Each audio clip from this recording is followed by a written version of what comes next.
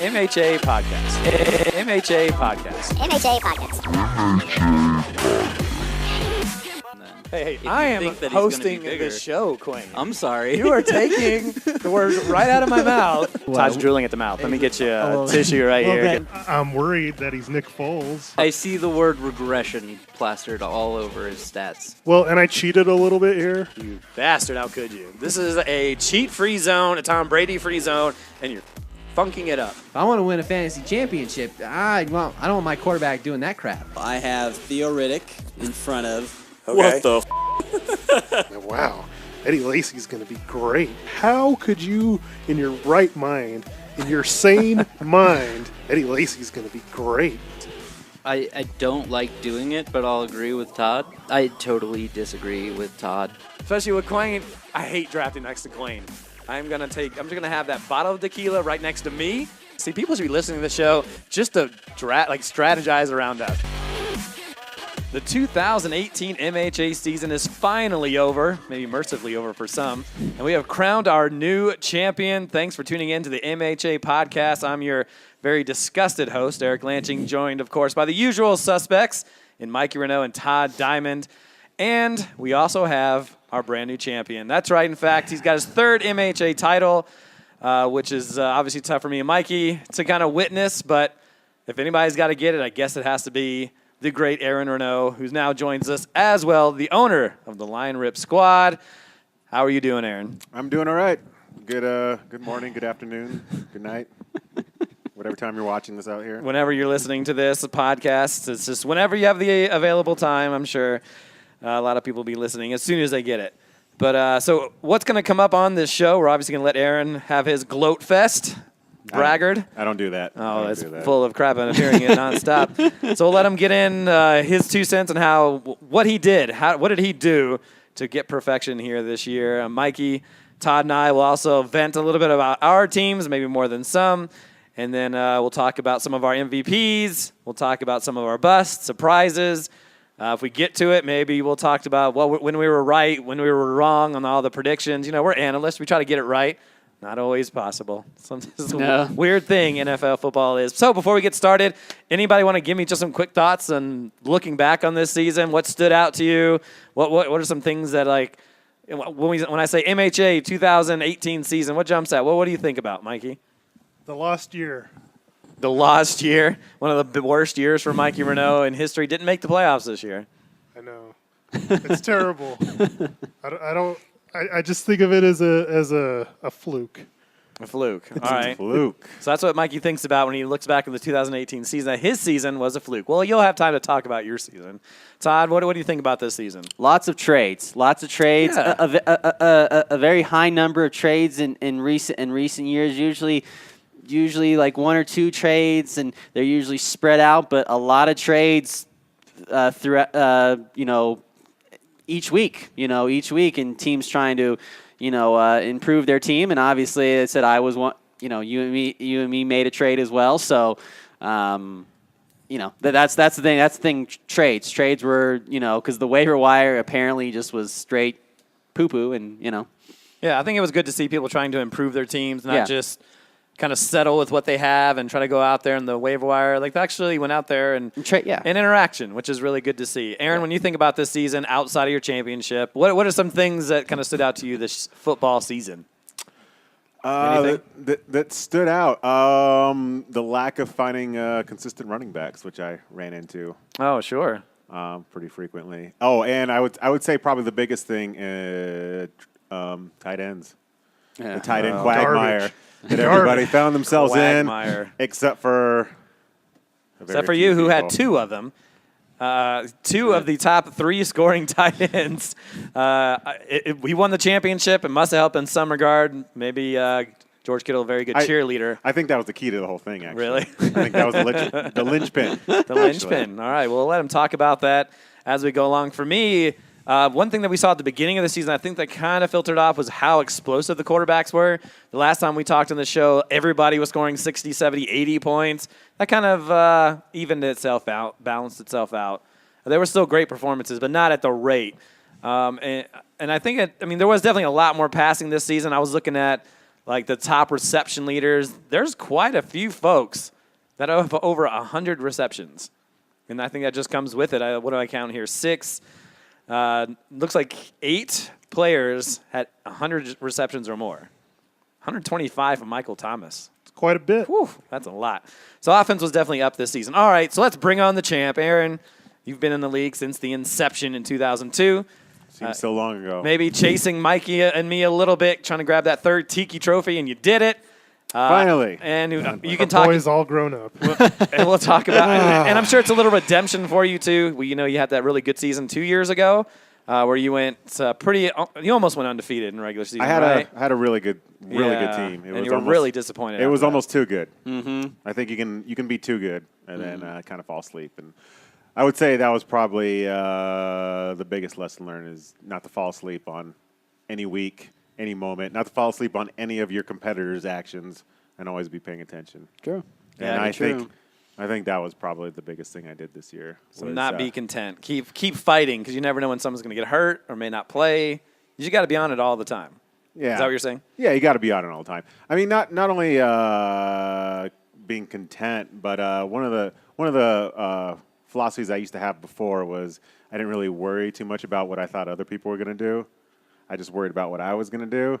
And I think this year I was spending more time analyzing what I thought everybody else's moves were going to be in relation to mine, as far as working waiver wires and trades and things of that nature. Yeah, you definitely did that with me when we were kind of heading down the stretch where you picked up that running back / tight end. Right. Right, because you thought, well, Eric's going to be, what is it, the final 4? Final 8? Whatever it was. Yeah, it was the final 4. Yeah, and so, I could have used him because I had a bunch of injuries. Use him as a tight end, but you went and got him before I got a higher waiver, and you're like, well, I don't want Eric having a running back in the tight end slot. Right. And it ended up working out. So good job there.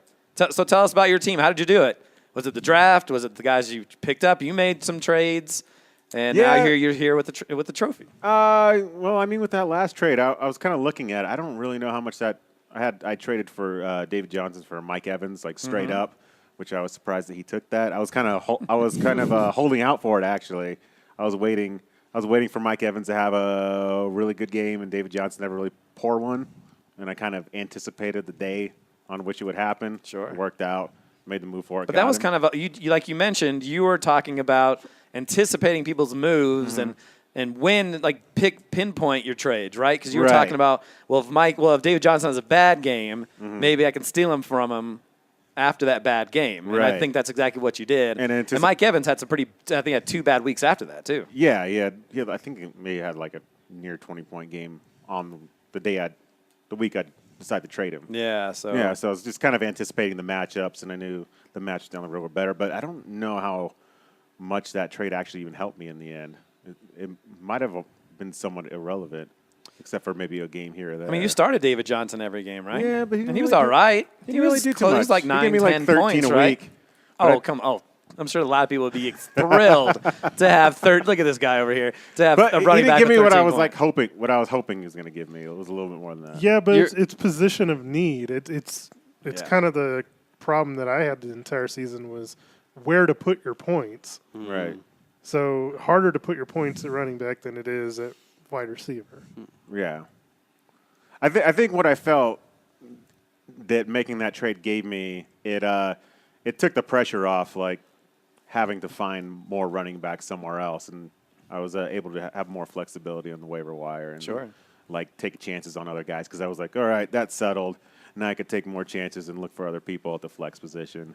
It could be a receiver, it could be a running back. But I think if I go back to the draft, I think probably the best move I did was take Mike Evans, Tyreek Hill, and then Kelsey for sure. I think Kelsey having a solid tight end that was like giving me like 20 points, 10 to 20 points every week, where everybody else was kind of like chasing 5 points at that position.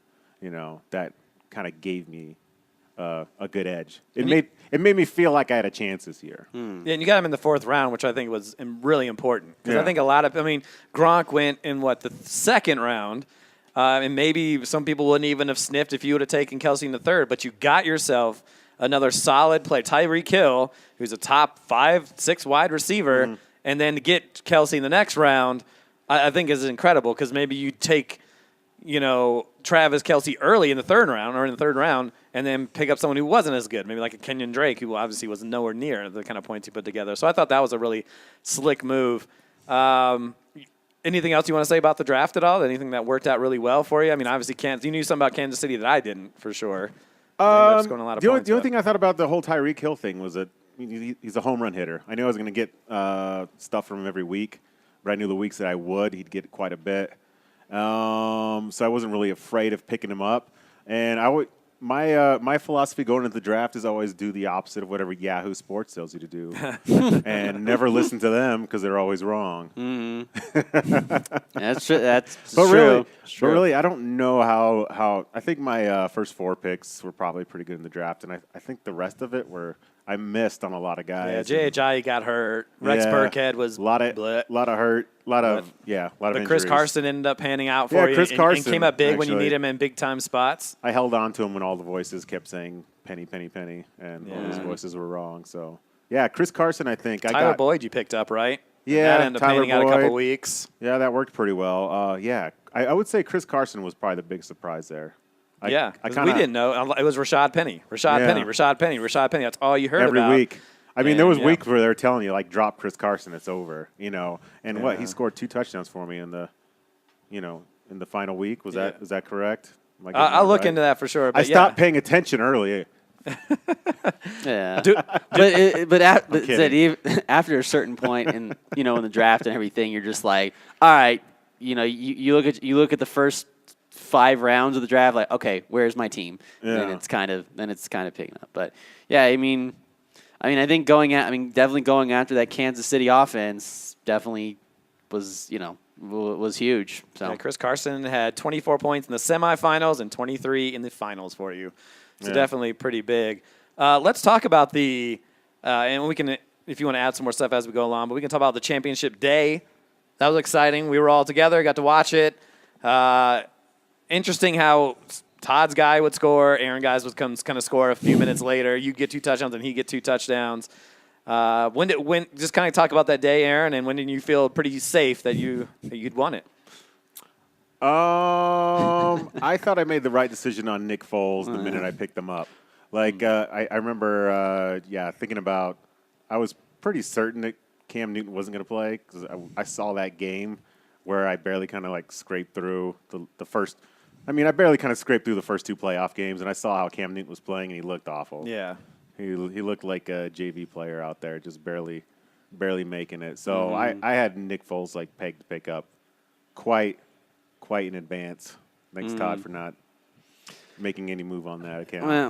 Well, you know me. I ride and die with my players. So yeah, and that's why you lost. I didn't think he was going to score 70 points though. I thought 73 points from Nick Foles. Jesus, which is incredible. Cam Newton had been kind of struggling, had a 20-point game and a 36-point game, but you just could see it. And I think he played Monday night before the playoffs, or maybe before the championship, and you could tell. And I think that may have helped you too, because you actually got to see the entire game. Right. And you're like, I can't. Even if he goes, you probably thought maybe I shouldn't roll with him. No, I was already looking at other options at that point. To have Nick Foles come up with 73 points, he had 35 completions, 471 yards, 4 touchdowns. So you felt that once you got to 73, because he was in the early games.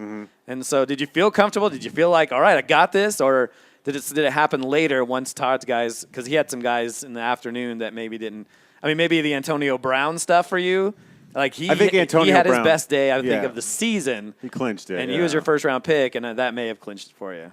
I don't think there was ever a time where I felt nervous. I'll put it that way. Wow. I think sometimes you kind of get the feeling like you should win, and that's kind of how I felt. But you never know. That you can't always trust your instincts on that one. no. But I do want to thank Todd for knocking out Cup because he was the guy who was. Yeah, CUP had Christian McCaffrey, for those who didn't know.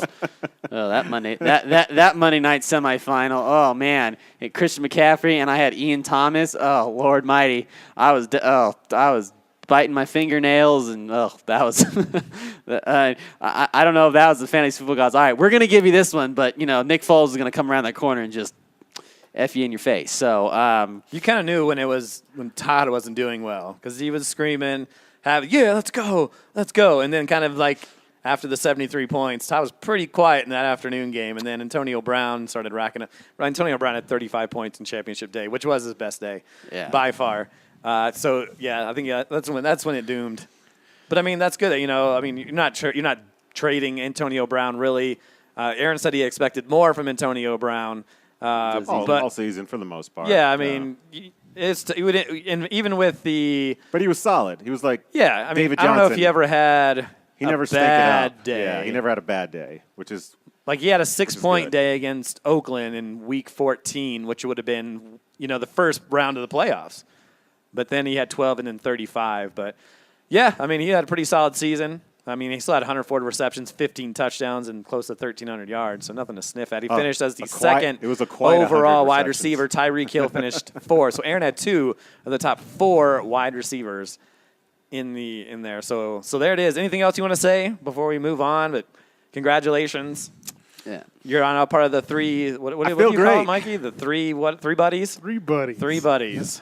I'm finally a 3 buddy. I know. Todd, you were close. Much deserved. I was, but and I'll say this: every time I play you guys, I always feel like I'm playing the best, no matter what your records are.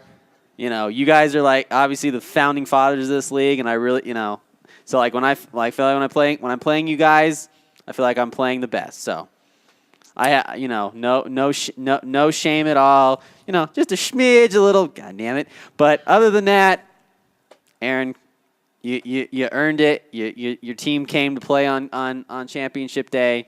So kudos to you. Thank you, sir. I appreciate it. I just want to say that I was late for work a lot because of this. Spending a lot of time early in the morning, in bed, looking at the waiver wire, reading the articles, trying to cock block people and pick up guys so they can't pick them up. Yeah, that's right. I wanted Tyler Boyd, and I had a pretty high, and Aaron got there. There was a lot of scouring through data on like Pro Football Reference and looking for like a touchdown tendencies by team, deciding on who I put in. So do you feel like you put in your most homework this season than any other season you have? I will tell you, I put in next to no homework during the draft, but I made up for it in the amount of week to week research on numbers and data that I did during the week on who to put in and who to pick up. And Anna hasn't dumped you yet? Anna was laying right next to me when I was doing most of this. And she was like, "What are you doing?" It's time to go to work. And I sounds like she's a keeper. And I was like, "You don't understand how important this is. I need to get another championship trophy." I will give Aaron credit because I know, when I look at the waiver wire, obviously we all make our waivers, but I feel like I'll wake up at 3 o'clock in the morning once the waivers go through to pick up guys I don't want to waste waivers on. And I know I'll see Mikey on there. I've never seen Aaron up that early, but I always see him up like at 7:30 looking up and picking up guys. So he was pretty gung-ho and making sure that he did as much as he could. And it panned out. So yeah. Well done. There you go. Yeah, There's a lot to it. It's not just the draft. It's not just trades. the draft. It's paying attention. Watching. I think watching games, getting the eye test on some things helps out a lot too. It's a season-long mission. Yeah. You kind of have to be a little bit on the obsessive So side. here's my New Year's resolution for fantasy football. I'm going to quit my job, go back to CompUSA, because that's when I won those championships. CompUSA is not around anymore, but Monday through Friday job and have the weekends off. Is that what I need to do to make this work? Because maybe that's what happens. I have to be at soccer on Sundays, and I can't watch them. I have to quit my job. Well, either that or they just get somebody else to do soccer for you. Well, unfortunately, that's not going to happen. Yeah. Kids' work ethic is terrible these days. But anyway, Todd, so you finished second. Give us some of your quick thoughts. I don't want an hour pair. But I mean, you had a good season. What worked out for you? I mean, I think my first 2 picks, hands down, Saquon Barkley and Devontae Adams. First off, Devontae Adams obviously making that bold prediction he was going to get 20 touchdowns. Didn't quite get 20 touchdowns. Got 13, missed it by 7. But obviously, missed it by 7. But yeah, it's close. And Saquon Barkley, obviously, usually. I like going with the rookies, but not like in the first round of the drafts. Usually going for those players a little bit later or getting them off waiver wires. But Saquon, pretty much was their whole offense. OBJ was hurt, and Eli Manning had no problem either handing the ball off to Saquon or throwing the football. So I was like, thank you. Obviously, except for championship day. But an important day, Saquon was pretty much in double digits all the way all the way through the season. So obviously, great pickup there. Obviously, he was probably might be a top 3 pick next year in fantasy drafts for sure. And obviously, Devontae Adams, Aaron Rodgers' #1 target, so it's not bad to have him attached to Devontae Adams as well. And then probably another underlying one was Robert Woods. Obviously, in that high-powered, Rams offense, there was a lot of weapons to go around. Besides Todd Gurley, you had Kupp, you had Brandon Cooks, but obviously Kupp's got hurt, so that definitely opened it up a little bit. But what was really good about Robert Woods was not just his receiving, but his rushing. He rushed for 157 yards.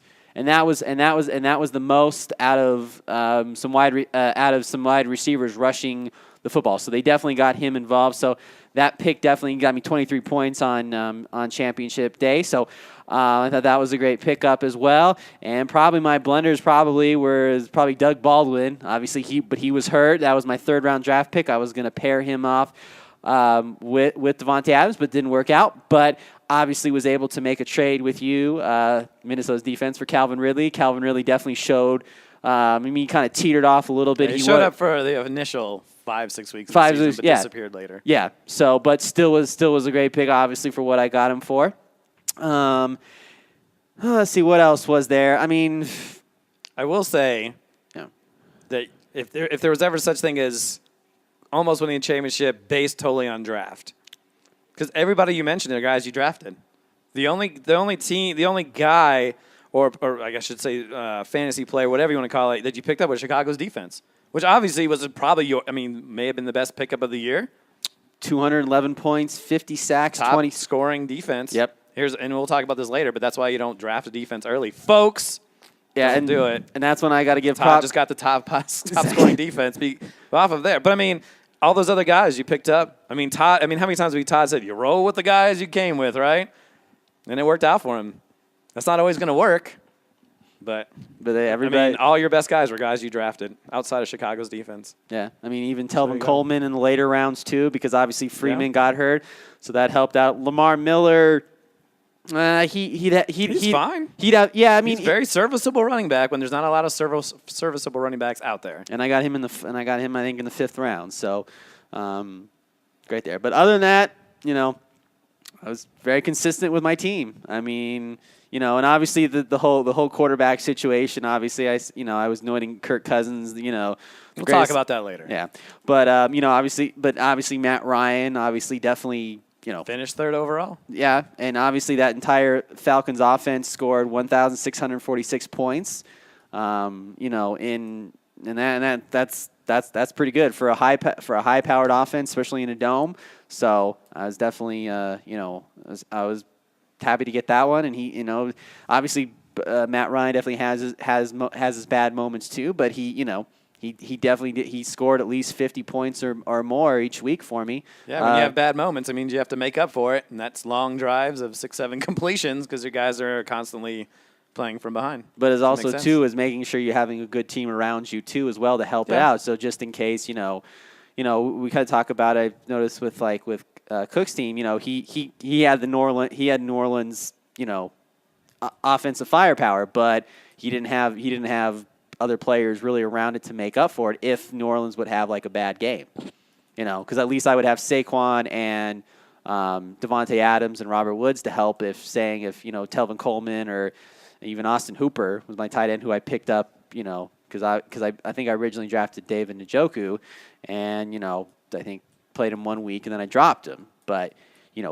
finding players that fit into that fit in high-powered offenses, and Atlanta's a high-powered offense. I mean, it's not, wasn't as much probably as the Rams, but it's pretty close. So that's all I got. You did well. You did well. He did. His team played well for the last game as well. Yeah, I mean, it's not like he got. I mean, you just had an incredible day. Preordained by the gods to win this year. Almost 200 points on championship day. It's true. So now the team that the football got shit on. Let's take a talk to Mikey's team. He deserves it. He deserves it though. I mean, Mikey's good every year. He's been to more championship games than any other team. He'll come back better, maybe. So what went wrong with Mikey's team this year? Oh, where do we start? Do we have enough time on this podcast? I thought I kind of misjudged the draft a little bit as far as the actual depth that was at wide receiver and the lack of depth that was running back. And it really, really screwed me over in the end. Sure. Really did. I mean, I had wide receivers for days, but I couldn't play them. Yeah, Mikey would say every week, like, I have all these wide receivers and no one will trade with me. Yeah, I couldn't play them. I couldn't trade them. Yeah, it was just it was a very awkward situation for me to be in week to week. And then, I made a trade trying to take my team from average to possibly contending, and it ended up taking me from average to terrible. Now, this is the Le'Veon Bell trade for Odell and Carry-On, in essence? Yeah. Yeah, I agree. I think once that trade kind of happened, and then we realized Le'Veon was probably not coming back, and Carry-On had some pretty good games for me. Odell had some pretty good games for me, and then those guys that, like the John Browns, kind of filtered off a little bit later. I think who is your Eagles guy that I'm? Alshon Jeffrey, who had some good games, had some bad games. Emmanuel that Sanders whole got offense, hurt. Sanders didn't. Yeah, Delaney Walker, obviously a guy you really liked, he got hurt like first week of the season. So it was, and Kareem Hunt, obviously. We all know what happened with that situation. That didn't help you either. All in all, whether I made that trade or not, it wasn't happening this year, okay? It just wasn't. So it was tough going for Mikey. He'll be drafting early next season. That's okay. You tried to make your team better. You thought you had an idea, and I can appreciate. Because I was kind of in the same boat you were. Like, I felt like I had a average team, and I felt like I had to trade to make it better. Because I had some bad luck with some guys not coming up, some low point total. Or I had a really tough schedule at the beginning of the season, and I had to kind of turn it around. Made that trade, saved my season, at least got me into the playoffs. But I don't know. I just felt like Phillip Rivers, like that was going to be my guy. And then I had to play the Phillip Rivers and Jameis Winston game and Ryan Fitzpatrick game. And It's a dirty game. That is a tough game to play. Tampa Bay roulette. Yeah, it's not a game you want to be involved with at all. It helped me some weeks because I would get 50 from Fitzpatrick or Jameis Winston, and then Jameis Winston got benched. I want a game with Fitz, yeah. Yeah, and so everyone's dipped their hand in that pool. You just don't stay in that pool too long. But I mean, Phillip Rivers caught some win late and got me into the playoffs, so it definitely helped out. But yeah, trading Calvin Ridley may have hurt me a little bit. I had Marlon Mack on my team. Dropped him because he wasn't doing anything. Aaron obviously reaped the benefits of that. Thank you for that one as well. Traded Julian Edelman, who I didn't even realize Julian Edelman had a really good season once he got back. But Jerick McKinnon in the third round, that killed me, him going out before the season even started. Alex Collins, we'll talk about where I went wrong. I was definitely one of them. And Keenan Allen probably didn't do what I thought he was going to do either. Like, he was solid, but he didn't do, like... Picked it up later. Yeah, but it's still not because like 2 years ago in that second half, he was putting 20, 25 points. Never really got not to that point. Melvin Gordon was hurt during the playoffs. That didn't help either. I called that one. So, like, I still picked Melvin Gordon was still better than Kareem Hunt. True. If we're talking about that was the argument before the season is like, who am I going to pick? What was the main argument when we had that? I said Melvin Gordon is always great in the beginning, but he was going to break down the stretch. It just always happens because of the way he runs. It didn't really happen last year, though. It's the way he runs. But anyway, that was the end of me. I got to the playoffs. I was kind of excited. Will Fuller, who was starting to pick things up, he got hurt. I wasn't right about Mike Williams, but we'll talk about that stuff later.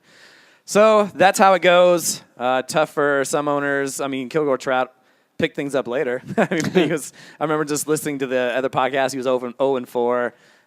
He had a rough season. But, I mean, it was a good season overall. I felt like it was a lot more parity. There was a lot, he had Aaron and Todd up here, there was a lot of mess in the middle, kind of fighting it out for the last couple of playoff spots. And that's what you kind of want outside of Kilgore and Kevin, who had terrible seasons. And that's the way it goes sometimes. And Kevin, and give him credit, he was trying to make trades, too, to try to get back in it, even late. And he put his team in. Some people would not give two shits about it. So, good job to the league. I mean, Yeah.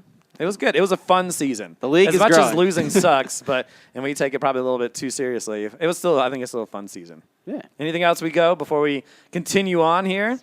All right. So let's talk about, and Aaron, if you need to go or if you want to stay with us, feel free. I'll stick around. Stick a little around. bit, I mean, it's great to be around your glow right now. I live so here. That is true. So you guys can kind of absorb some of this winning glow. I know it's been a while. There's your you, cash. Eric. Take your cash and get out of here.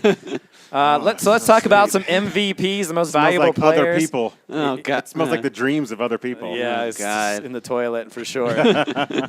So, most valuable players. We'll start with quarterbacks. Who is the most valuable quarterback? This has got to be the easiest one we'll do, right? Question for Patrick everyone? Mahomes. I mean, the team who has Patrick Mahomes didn't win the championship. That's true. But is that all that matters?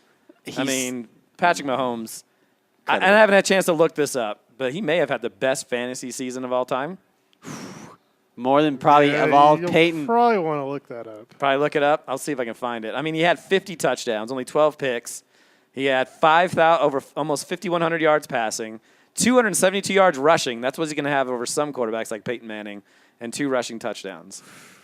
But is that more? Is 888 points. That's a pretty high total. But at least for this season, does anybody come close? Nick Foles, just because he did it in championship week. But if that's the MVP. but I was If you just project weeks in advance, 17 points a week. But I guess Yeah. I think he might come close. But I guess just thinking about what about Peyton Manning's record breaking? Because obviously Peyton didn't have the rushing. Obviously the rushing, And but I think he had 50 touchdowns. Or did he have 50? he had 55.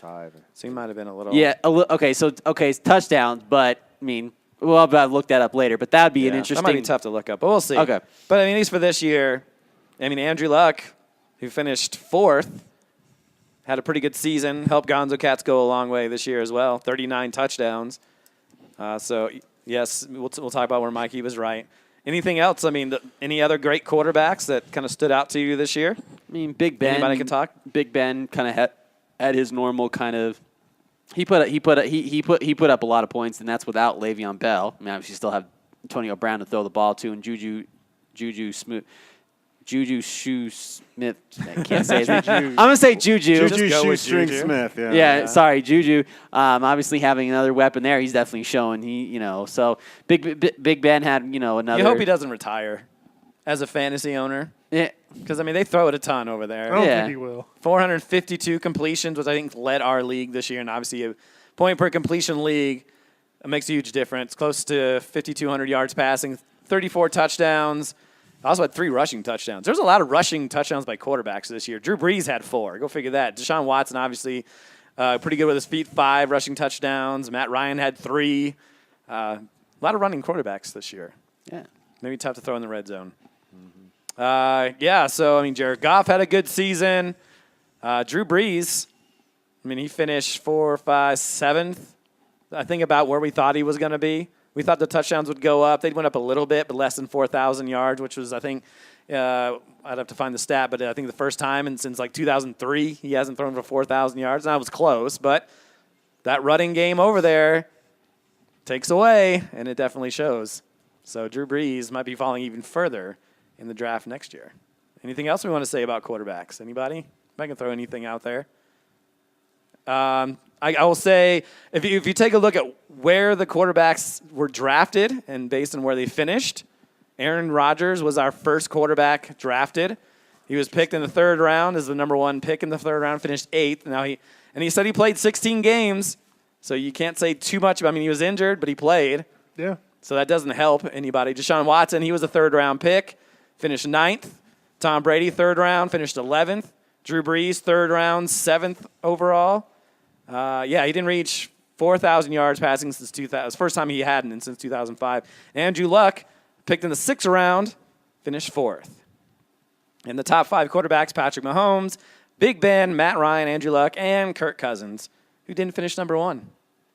Yeah. Well, But we'll talk about where people went wrong later on.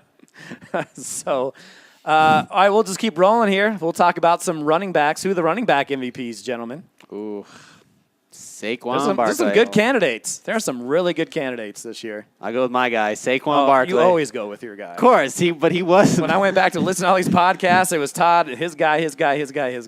I mean, I can't argue with you. Finished as the number 1, and I think that's the 3rd season in a row a rookie running back has finished atop the fantasy rankings. That's impressive. Solid. 1,300 yards, 11 touchdowns, 91 receptions, 4 touchdowns. But a close second, I mean, you guys can pick. Is it Barkley? Is it McCaffrey? McCaffrey finished second. Ran for 1,000 yards. We were concerned that he wouldn't get the rush yards, but he got the rush yards this year. Was nuts this year. He was so good. 107 receptions, which is a new running back record. I watched a lot of Panthers games, and every single time I watched him, I was sad I didn't have him. Yeah. Because he was running that offense. I was pretty sure they're going to put him in at quarterback once they benched Cam Newton. 867 yards receiving and 6 touchdowns there. CUP. I mean, I still think it's Todd Gurley, but Really, as the MVP, huh? of the running backs, I mean, he would have been number one. He missed the last 2 games of the season because, He missed number 1 by 8 points. right, in 2 less games. Yeah, Think about that. sure. But, yeah, I mean, he's still incredible. I mean, he had 20, 30, 21, 21, 30, 34, 29, 29, 18, 23.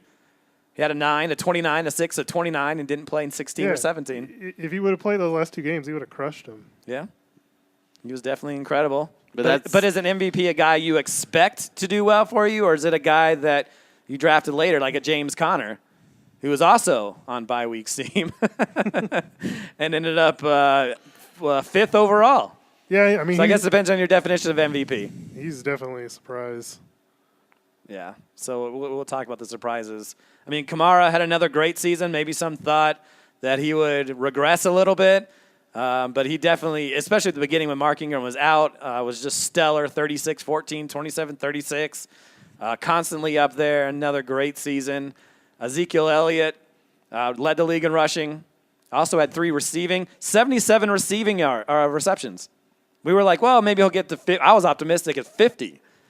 Dude had 77 receptions and 3 receiving touchdowns. Well, because the wide receiver core for Dallas is straight Sure, garbage. but we knew that at the beginning, and I don't know if we expected that. I I think that's going to bring him into the top. I mean, if we're not going to do the mock draft yet, we'll do that on another show. But if it's Gurley, Saquon, it could be Zeke if he's going to be catching 80 passes a year. because no more Kareem Hunt. So See, I wasn't so crazy after all, was I? He just didn't get the touchdowns. He didn't get the touchdowns. And why did I say that? Why did I? Because I said that he didn't play for a good team, and the touchdown opportunities wouldn't be there, and they weren't. But they still utilized them crazy, and it was fun to watch for sure. Anything else before? Maybe any other MVPs? I mean, I think those were the big guys that made a huge impact. maybe one homer, maybe Philip Lindsay. Sure, but is he an MVP candidate, or because he was on a team that didn't make the playoffs? But is he more of a surprise?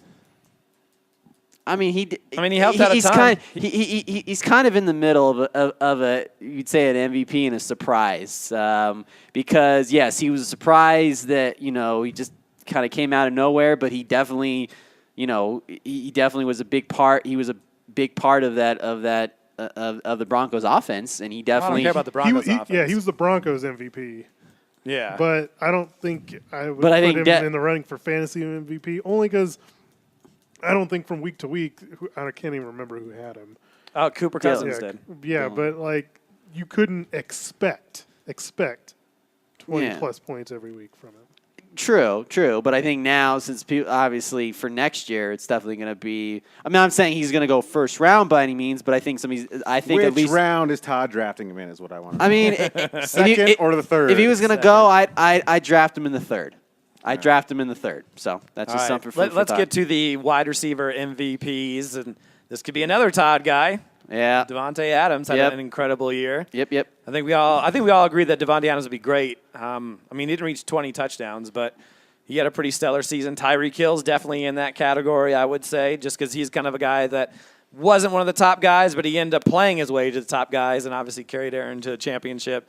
Adam Thielen is another guy. First half, but Yeah. he tailed off. He was time. so good in that first half, though. Mm-hmm. So I mean, he was breaking Calvin Johnson records. Yeah, and then he was And then Pretty bad tapered after off that. for whatever reason.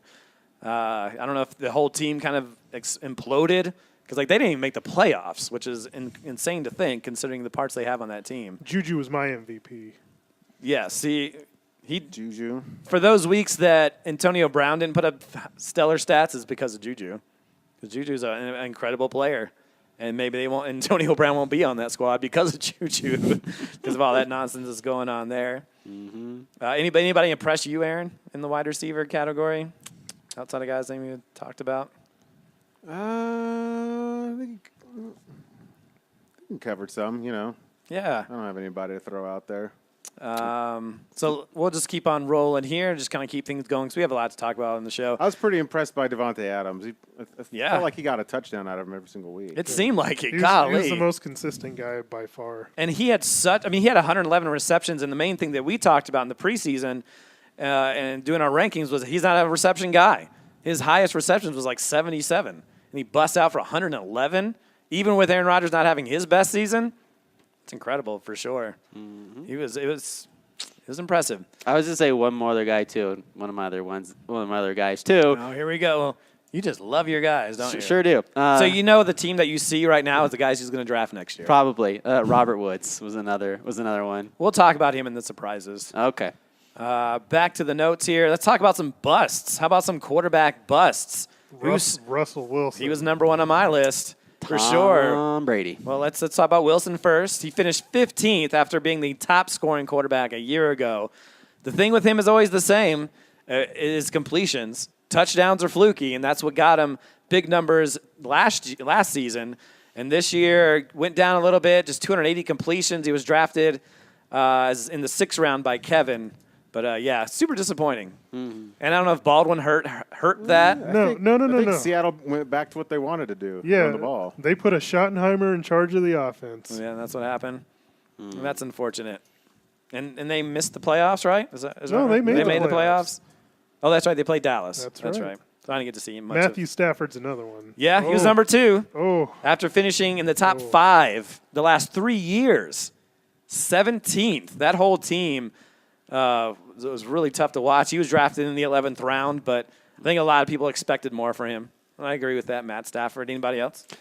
Tom Is Brady. that your guy? No. No. Tom Brady. Tom Brady definitely was. I mean, finishing 11th, definitely not a Tom Brady type season. I wasn't expecting that much from Tom Brady this year. He's been kind of going down. He's been slowly. Yeah. His wide receiver core is not. I mean, obviously he still has Edelman and Hogan, but they're not. What? Are we going to do this right now with Hogan? Flipping Hogan? I'm just saying guys you can trust. No. Hogan's terrible. Gronk's terrible. Julian Edelman's James White maybe. Well, that team. I had Hogan for 1 week and he got me -7 points. Yeah. And then obviously Hogan's not. terrible. And then Gordon definitely flipping out and We're not going. putting Hogan in the guys you can trust, yeah. But no, but you're right. Tom Brady definitely is progressing too. He just doesn't. Regressing. And we always say, and this is, you don't play the woulda shoulda games, but if you put top tier wide receiver and offensive weapons around great quarterbacks, I don't think that matters anymore with him. It does. So you're telling me if he had Antonio Brown or Julio Jones or Odell Beckham Jr. in his offense, you're telling me he'd still regress? Yeah. But you saw with him relative to what you expect out of him. He can't really throw the ball down the field like he used to, and that's really hurting him. Yeah, that's true. But I mean, with some of those wide receivers, some of them don't go as deep anymore. Don't go as deep as much. I mean, Antonio Brown, you wouldn't. Antonio Brown's like, well, I don't have to go deep. Just give me the ball, and I'll score touchdowns. So, I mean, I always believe that. You put top tier talents, no matter what the quarterback is. Sometimes it does help. It does. I think it really does. So the reason why Tom Brady's a bust because he was drafted in the 3rd round and came and finished 11th. So there's that. Let's see. How about running backs? Is it Le'Veon Bell? Does it count as a bust? Has to be. I mean, it has to be because he was drafted with the assumption that he was going to play. True. I think most people thought he would. Didn't we all think he would? I think Todd said one of the rarely those holdouts last. Yeah, the podcast. I think he said he thought he wasn't going to see him until week 10. Everybody else thought he would be here sooner, but never played, which is incredibly surprising. You lose a whole year of your career, but let's not talk about that too much. Kareem Hunt. I mean, he was busting on other people. Now wait a minute. That's hard to say. That's a good one. Because even with all the time that was missed, like he still finished pretty decently. Sure, but you needed him at a crucial time And he lied. He wasn't going to. And he lied. That doesn't Yeah. make him a bust, okay? I- that just what makes are you him- talking about? That makes him an idiot. Well, that's But true, I too. think that leads to being a bust. If he would have told the truth, maybe he'd still be playing right now. Yeah. It wouldn't help me either way. I'm just being honest. All right, so Kareem Hunt, obviously, with us. Leonard Fournette, Leonard Fournette, Yeah. absolutely. drafted in the first Terrible. round, ran for 439 yards. Oh, my God. And we knew coming in that he had some injury prone. He was injury prone. Last year, he was injury prone And at then LSU. admitted he was out of shape. Yeah, that's Yeah. you don't want to do that. And so, and only 22 receptions. Alex Collins, Yeah. obviously, I was pretty high on him. Jordan Howard. Jordan Howard's another one. David Johnson. Yeah, David Johnson, too. Well, He great. got there. He got back kind of high up based on sheer volume. Yeah, I but think he finished seriously, ninth overall in terms of running backs. But also too, I think maybe I don't know, maybe it was part of psyche, but like coming from that wrist injury. I mean, I don't know how that would affect his No, legs his- moving forward, but. His offensive coordinator was Brian Leftwich. That's all you need to know. Okay. All right, then. Good point, Aaron. Good I mean, he point. still had a lot of games with 10-plus points. But Yeah. I think He was drafted the like thing- what, top 5? Right, though? and I think that was the conversation I had. And Mike and I fought on this. Mike is like, oh, great players know what they're doing. Great players will figure it out. And I said, that offense is really bad. That offensive line is really bad. And he didn't live up to that top 4 yeah, well, ranking at all. I want to defend Aaron's point here a little bit with the coordination of it. They didn't use him in the passing game. Not at all. Yeah. Yeah. So it was a bust. No one's disagreeing That's with why that. a first-year coach But, got fired. but because we of knew, that. well, I don't know. Was he the head coach when or the offensive coordinator when it started? No. Right. Someone got canned, and then he came in, and it was just worse after But that. it's a serious problem if you're not going to use your best player with what he does best. I agree. It's catching the football. Yeah. True. True. So, any other Talk running more backs? about Collins, though, Eric. That's what we want to hear. Well, I told him. Let me I tell you, I He tried. was so high I on tried. Collins. I remember. I tried, Aaron. I remember. I tried. Look. I tried. He stopped short of putting a ring on his finger. I didn't understand it. look, he had 7 rushing touchdowns. I didn't say he was going to have a magnificent season. I just figured he would still be a top 10 running back, or 15. I think I said 15. And I think I had him in the 30s. And then once he, they just didn't like him. He scored 7 touchdowns in the 8 games he played. He just didn't rush for that many yards. It seemed like he would score in that first drive. And I'm like, yeah, all right, Alex Collins got one in the first drive, and then they would just forget about running it. back So rely maybe it's going on offensive there. coordinator not utilizing You him. can't throw him the ball. That was part of the problem. You know who his offensive coordinator was, right? Wasn't Dennis Smith? Look. Dennis Smith? I was wrong. Okay. Erickson. There we go. Yeah, he has the ability. It just didn't work out. That's terrible. Anybody else? I was wrong. Golly, that bugs the shit out of me. Okay. Wide receivers. Busts. Jarvis Landry. He talked all he. No, your hard knocks is why Jarvis Landry is a bust. Like, I'll bite the bullet on my own tout with Doug Baldwin. He's the number 1 bust. And I even says here, why is he a bust? Mikey's hype.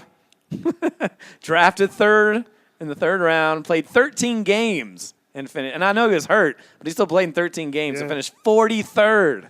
He never quite was 43rd. 100% up until like the last couple weeks. Then you started to see, he was looking better. But yeah, I'll eat Yep. that one. Doug Baldwin. Mikey loved him some I'll Baldwin as eat much as that I loved one. Alex Collins, maybe more.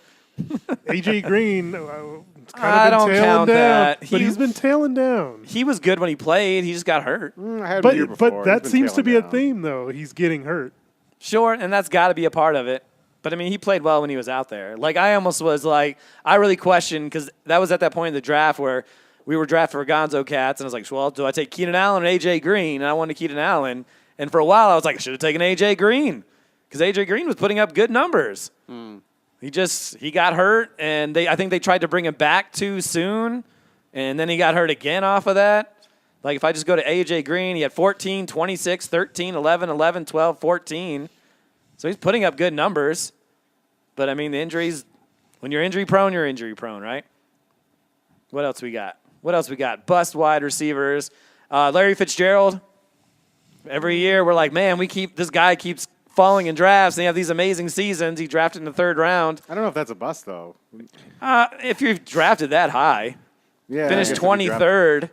Well, who drafted him that high? Kilgore, because we all thought, and it was the end of the third round, because he had Leonard Fournette, Dalvin Cook, Larry Fitzgerald. I forget the fourth guy. But it was like, oh, man, this team looks incredible. You just kind of thought no matter who's the quarterback, they would find a way to get him the ball. Yeah, but he's had bad quarterbacks before. Right, and that's what I'm saying. It's you just kind offensive of thought philosophy, though. Yeah, so maybe Arizona. Arizona dumpster fire all over the place. Yeah. that offensive line killed all of their fantasy value. Yeah. And I said that when that Shipley guy went out. I said, this is going to be trouble for everybody. Golden Tate, 4th round, finished 29th. He had 74 receptions first time, and I think the last 4 or 5 years he didn't have 90. But how about this one? And I know you were pretty high on him too, as a lot of people, but Josh Gordon Yeah, finished 54th in our scoring system. Now, who was high on him? You were praising, I think, whoever had him at that time. Quain, I think, Or has him. maybe Quain. I don't know. Maybe you were like, yeah, that's the golden ticket or the magic ticket. Well, yeah. And so you're saying that You have to understand what I'm saying when I say that. It's a lottery ticket. If it turns out, fantastic. But it's like any lottery ticket. There's a good chance it's not gonna. maybe. But he was Should have bad. worked out. That's what he Todd was bad. Todd said He was the guy. Josh Gordon was going to be the was the guy. guy. No, he Look, said I you said pair a I good wasn't receiver with Tom Brady, it's going to work out. Isn't that your Well, argument? unfortunately, sadly, his drug addiction won that one. Unfortunately, so And we all knew that was, and I think that's it for him, right? That's it. Third strike. Let's hope so. I hope so. He's Tired of hearing about obnoxiously him. Annoying. Demarius Thomas finished 36th, drafted in the 4th round. Well, yeah, for that draft spot, that's pretty bad. He's I mean, been none of trending- us were really that he's been high. trending down. I don't think anybody in this room was really that high on him, but so there's that. Let's talk about some surprises. We'll go through these pretty quick. Who are some surprises at quarterback? Eli Manning. What? Explain. I mean, look where he finished. I mean, he was a top 15 quarterback. I don't think any of us had him finishing anywhere near that high. As far as efficiency, he had one of his best years of his career. Yes, I remember seeing that every year. He like his completion percentage is one of the highest that he's ever had. His yards down the field were some of the highest he's ever had. So sure, I'll give you Giants that. were a bad team. He but- finished over Cam Newton and Russell Wilson Yeah, and Mikey's Derek Carr. yeah, But we'll talk about when we're wrong a little later. How about Baker Mayfield? yeah. He was my other one. Holy cow, you put up some. I mean, I remember when the trade happened and we talked on the show. Like, I don't know what that's about. He just must love him some Baker Mayfield. He can have some good weeks. 50, 45, 53, 44. Kind of sucked in playoff time until the championship. We had 57, but maybe a guy that goes higher up in next year's draft, depending on whoever their coach is. I think they're getting a new coach. So. But now I want to hear from Todd Surprise. Come on, Todd, give it to me. I'd love to right. see Aaron's face when he says, because Aaron, we were talking before the draft. We know what Todd's going to say. Aaron doesn't, so it'll be interesting to see what he says. So go for it, Todd. You're now. all right. I was gonna plead the 5th, but I go down with my. Oh, no. I was gonna go down with my No, sinking. no. You're like, no, there's no pleading the 5th on this podcast. All right, Mitchell Trubisky was my surprise. Yes, he didn't even finish in the top 20 of quarterbacks, but he did put up at least 30, 40, 50 points. Yeah, he did. Did he have a few stinkers? Yes, he did. But a serviceable quarterback. At the time, especially for a bye week quarterback, he did pretty good. And if you draft well enough for the rest of your team, and you can say, because we drafting quarterbacks later and finding one that's serviceable and can get you at least 30, 40, 50 points. Trubisky is your quarterback. So you must Yeah. have got Eric's question wrong, because when he said surprise, he meant like surprise in a good way. He didn't mean surprise that he finished outside the top 20. That surprises you, Todd? I'm surprised. So where did Todd have Mitchell Trubisky ranked? I believe he had him ranked like 18th. It's not too far out. It's on the edges of 20. So It's close. But obviously, I think it's more about his surprise that he had a good season when he didn't have a good season. I think that's the the epitome he of had everything a we're good season talking about in here. reality, but not in fantasy. It's different. Right. Yeah. Those He had a couple games where he had 60 points, but that's just a couple games. I was not high on him at all. He ended up with 24 passing touchdowns, 12 interceptions, and only about 3,200 yards passing. 3,200. That's gross. That's not good. I mean, he missed 2 games, week 12 and 13, but he had a 22-point week, a 21-point week, a 28-point week, a 36-point week. I mean, that I will say the offense is very volatile. You didn't know who was going to do what on any given week on that team. But, yeah, he's just not a good fantasy quarterback. As I told you earlier, Case Keenum was better. Now, you really want some Baker Mayfield was better. Yeah. Matt Stafford was better. But he will get better. He will get better. All right, let's just keep going here. Anybody else surprises on the quarterback? Should we just keep rolling? I'm surprised that I won a championship with Cam Newton as my quarterback. That's how good the rest of your team was, Aaron. No doubt. Cam Newton's won a couple. Yeah, he's had some incredible seasons where he's running for 10 touchdowns every year. Yeah, he does better than you think, but I just still don't like him. What about surprise running backs? James White. There we go. That is one of the biggest surprises in all of this. Like, I went and looked at the stats. I didn't realize he finished that high. He did, and Holy cow. that's even considering he was terrible, like in the second half of the season. I mean, for James White, where did he finish here? 1, 2, 3, 4, 5, 6, 7, 8th. Finished 8th with 224 points.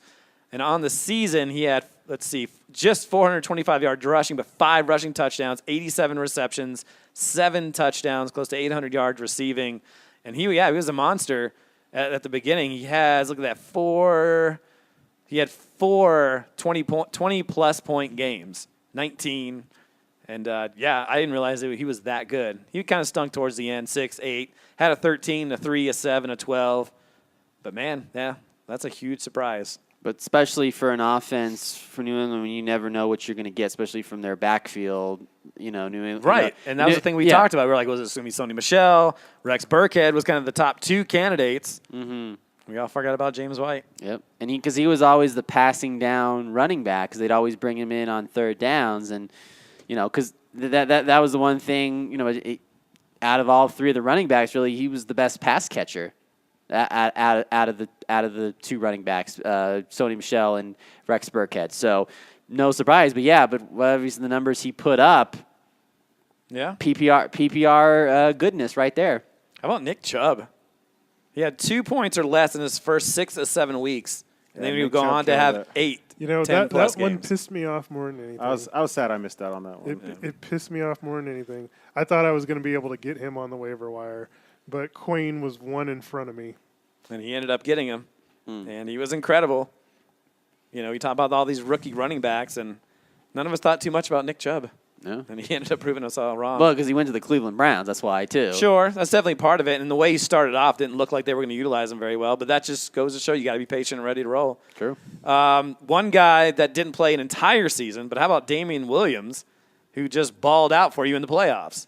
He did. 17, 25, and 22. Yep. Picked him right off the waiver wire. Because we always talk about this and we beat this drum till the end of time is when you see an opportunity for a starting running back, no matter what, you go pick him up, and the Kansas City Chiefs utilized him perfectly, and obviously helped. May not miss Kareem Hunt after all next year. Yep. Any other running backs? I want to make a little note to that Damian Williams thing. I actually claimed him on waivers and dropped him at the last second.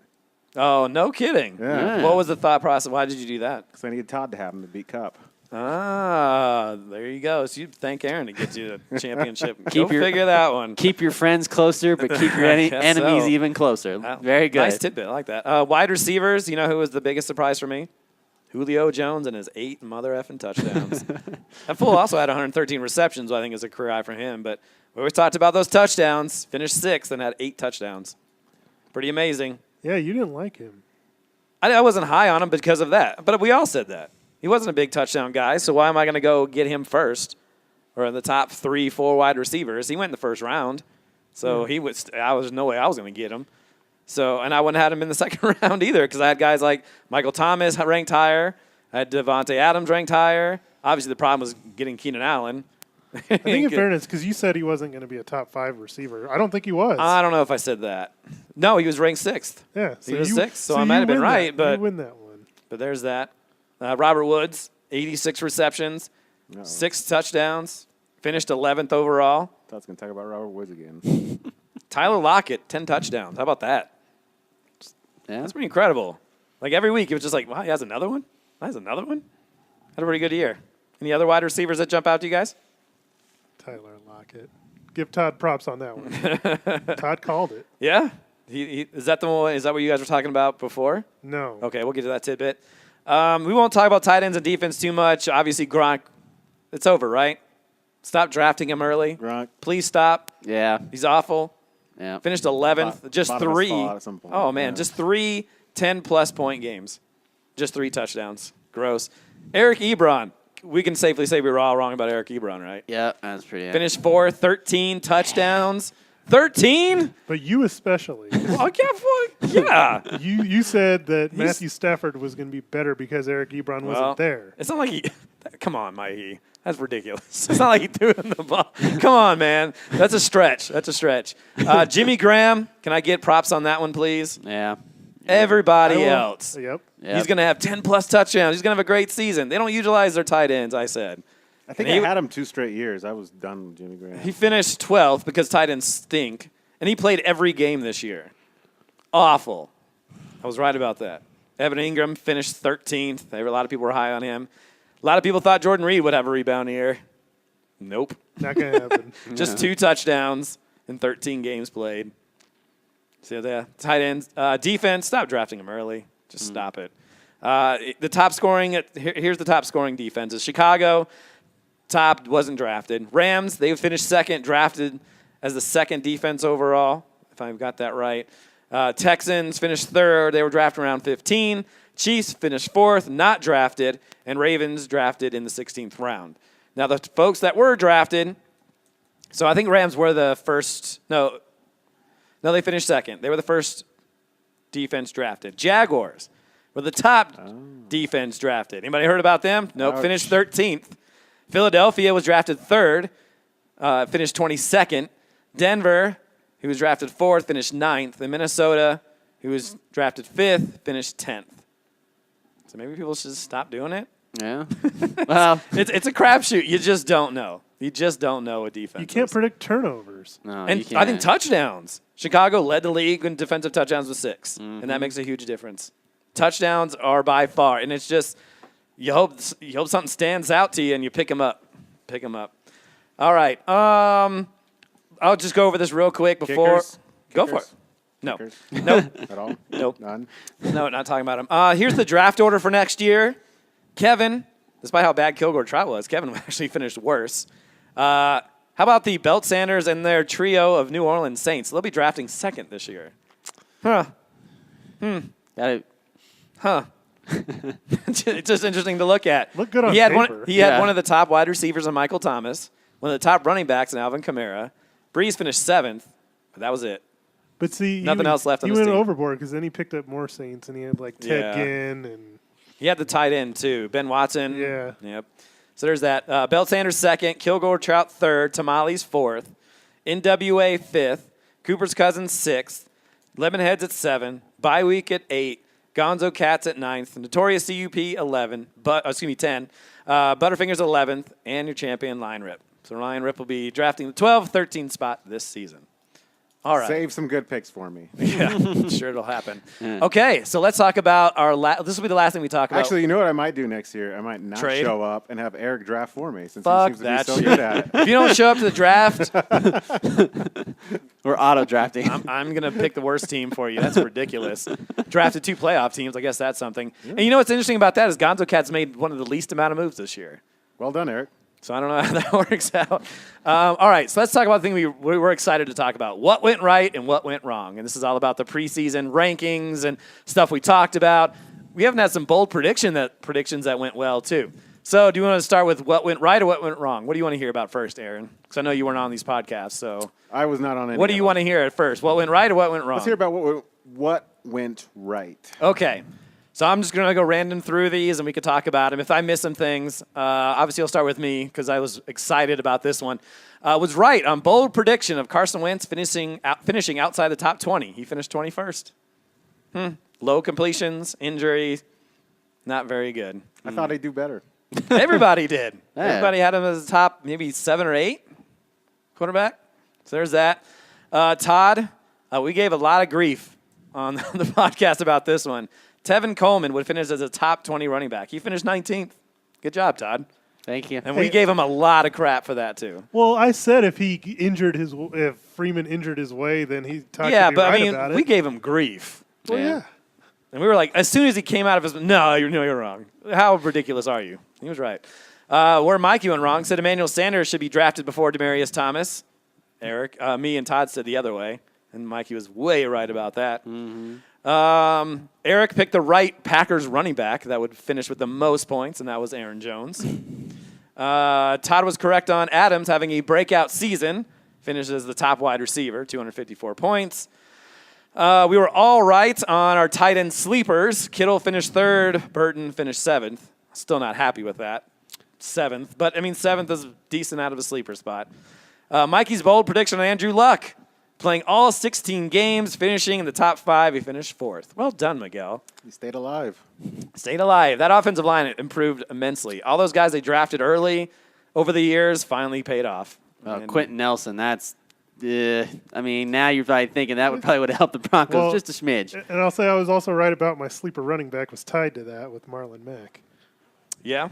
Yep. I said I hated Chris Hogan. Finished 70th. That doesn't mean he did well, Todd. Okay. He's not a good wide receiver. Hated Chris Hogan. Hated him. I was right about the concerns about David Johnson. He finished 10th.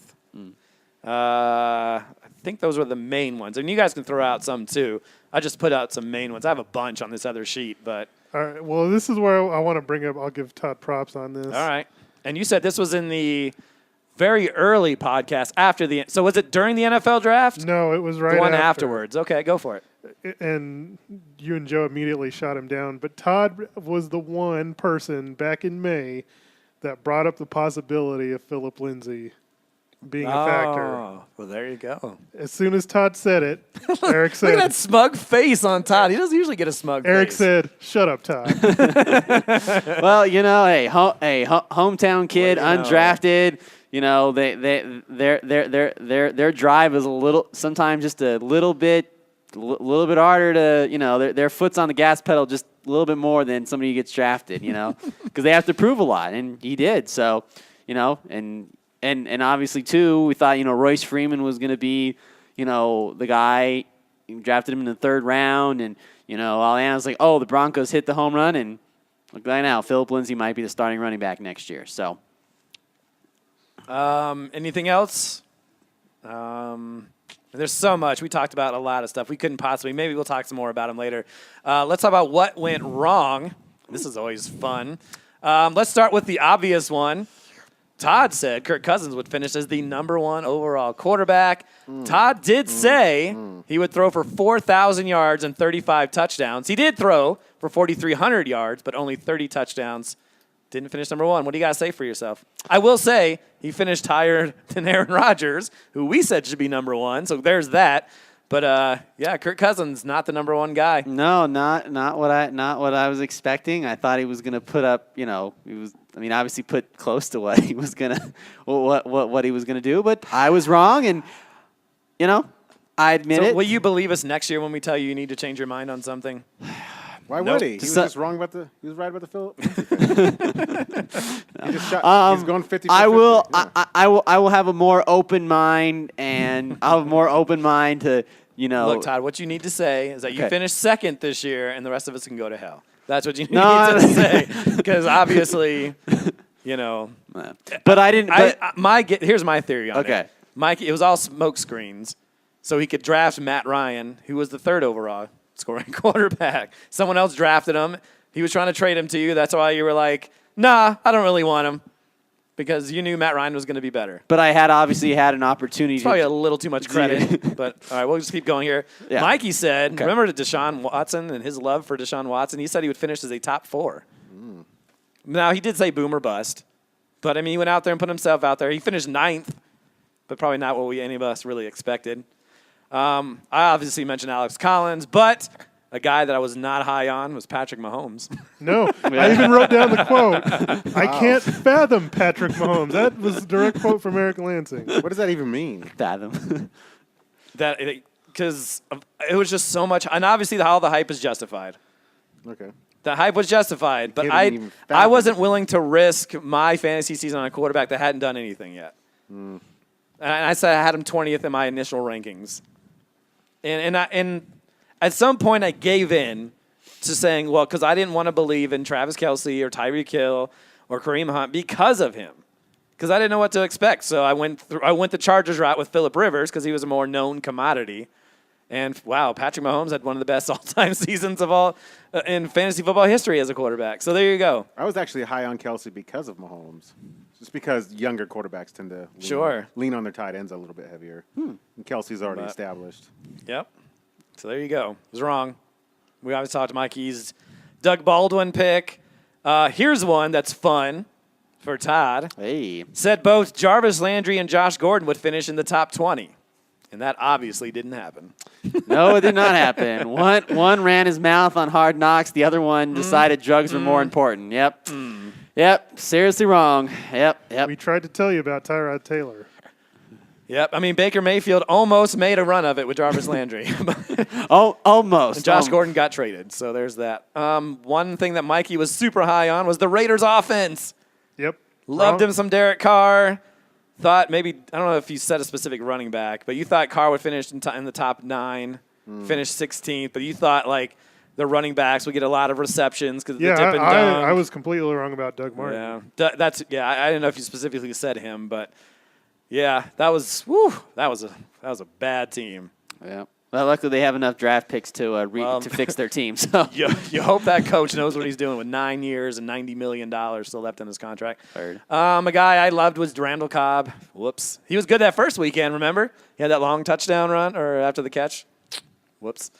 Those are the main ones I have. Anybody else have anything they want to throw out? Yeah, Todd said that Cam Newton would figure out how to throw because of Norv Turner and said that he would finish as a top 5 quarterback. And we tried to explain it, Todd. Eric told you don't teach people how to throw, especially not this far in. I think my metaphor was masturbating with your left hand. Right. I think that's what my metaphor was. Right. If you've been masturbating with your right hand your whole life, you just can't start on the left. Well, yeah, I was wrong. Oh, man. I was wrong. I was like, well, come on. Maybe Cam Newton maybe really wants to win a championship. Maybe he'll, maybe he'll give in a little bit, but apparently not. He's like, you know what? I'm just gonna be Cam Newton. And He has the same tendencies he's always had. He just I cuts know, it deeper he runs. Yeah. but when does the light bulb really just realize just go off in his head? As great as he thinks he is, that he's like, you know what? I need to maybe change something, and then maybe I can win a Super Bowl because the route he's going now, I don't know. I don't know. I don't know. As good as Christian McCaffrey is, I don't know if Christian McCaffrey can save him. So, I get it. Quarterbacks now, this time in their careers and everything like that, they're like, I'm not going to change a whole. You want to win a Lombardi Trophy? You change some shit. So I'm gonna debunk.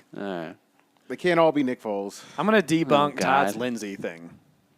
Uh-oh. Because later on, and I didn't go back and listen to that one you said, but when I asked which Bronco back would end up with the most points, we all said Royce Freeman.